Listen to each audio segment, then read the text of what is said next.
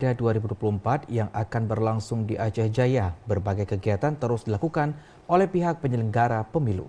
Menghadapi masa kampanye, Majelis Permusyawaratan Ulama atau MPU setempat mengajak warga agar menyambut setiap tahapan pilkada dengan damai.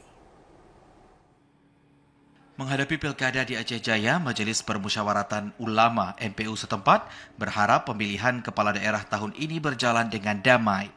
Sehingga pesta demokrasi yang akan berlangsung harus disikapi dengan bijak dan dewasa tanpa saling mencela antara satu paslon dengan paslon lainnya. Ketua MPU Aceh Jaya, Hamdani, menyampaikan pemilu ataupun pilkada hanya kesempatan sesaat namun hubungan baik masyarakat agar tetap terjaga. Ajakan yang ia sampaikan untuk memastikan pilkada yang berlangsung di Aceh Jaya bisa berjalan dengan sopan dan santun. Sehingga proses pemilihan kepala daerah nantinya tidak terjadi hal-hal yang tidak diinginkan.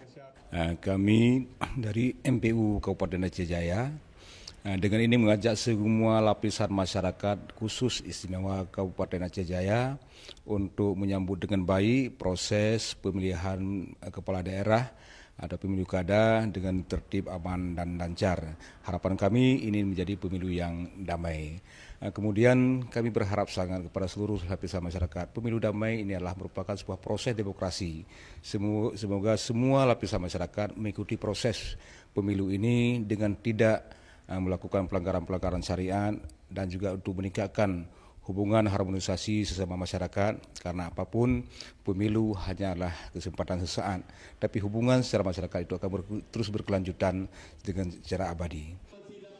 MPU Aceh Jaya juga mengajak warga dan paslon secara bijak serta tidak melakukan pelanggaran-pelanggaran yang bisa mencederai pesta demokrasi.